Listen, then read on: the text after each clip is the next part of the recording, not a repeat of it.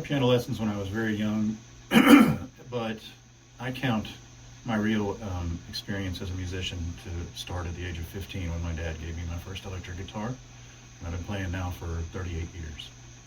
I don't remember the exact year that I started, but it's going on 20 years. Probably, well, when I was very young, my brother and I got real into Kiss. Kids in the 70s, back then to a fifth grade David, Kiss seemed like superheroes to us. They were like a combination of superheroes and musicians, and they sort of turned me on to hard rock. And from there I got into other bands and started really sort of identifying with heavier music at the time. And then again, my dad gave me, when I was 15, his old electric guitar, and that changed everything. So I remember when we were kids, me and my brother we had all these little disco lights, and we would set them up around my bedroom, and we had bunk beds that we slept in, and then we would take all these boxes and pans and set up like a Peter Criss drum riser on the top bunk, and then I had a Renaissance Festival wooden sword with a shoestring tied around, and I would pretend like it was an electric guitar, and we would play our Kiss records, and the neighborhood kids would come in and watch us give these sort of air guitar concerts. And so that was before we could play anything, but you could see that we had a love for it and a desire for it. And so when I finally got my hands on a real instrument, I basically quit everything that I was doing and just played guitar, and I'm pretty much still in that boat today.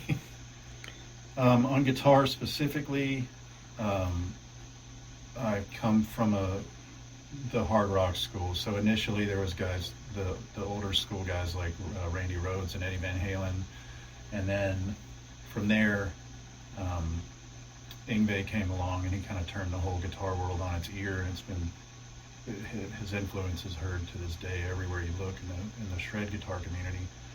But later on, I started to move away from thinking of guitar as like a lead instrument unto itself, and started thinking of it more as a compositional tool. And then for a good long number of years, my brother and I, we were just singer-songwriters, and we wrote tons of songs and recorded albums.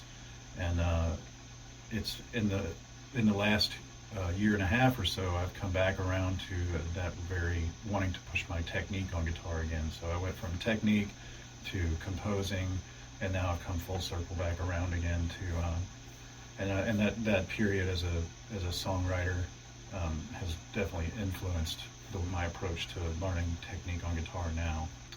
Well, the first lesson is, it all depends. If it's a student that's brand new to the instrument, then the curriculum is always the same. We start with learning the string names, the parts of the guitar.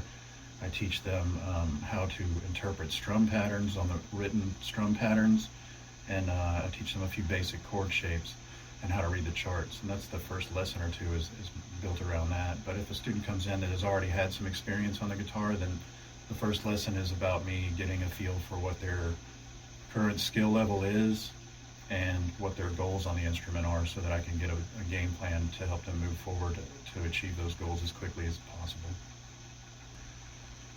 Attribute. Well, it all comes down to practice. If a student doesn't practice, then they're going to fail, and that's just how it is. That's just the way it is. And if you don't practice, you're not going to succeed on the instrument. You're not going to progress. And so I would say that discipline, I suppose, would be what you would say, to have the discipline to practice. For me, it's not discipline. For me, I get mad if I can't practice. I just love to practice. But if a student, a lot of our students are younger and they have very full schedules with their school and extracurriculars and things like that. And for them, they have to have the discipline to set aside a period of time for practice. It has to be an intentional thing. When you're a guitar teacher, you can just kind of roll out of bed and start jamming. But if you have to get up early in the morning and catch a bus and go to school and have football practice and come home, and then you got to have dinner with your family and get on your homework, that means you need to allot a set amount of time in your day, and then push everything else away from that time. Yes, listen to music that has your instrument in it.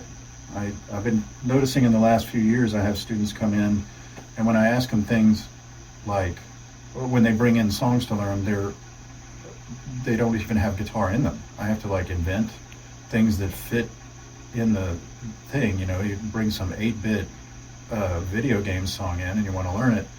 That's cool, but try to listen to music that has your instrument. And if you're learning to play guitar, listen to guitar players. Listen to music that has guitar in it, so that you know what you're aiming towards. You know, if you are only listening to music that doesn't have guitar in it, then it's very difficult to envision a goal for yourself on the instrument.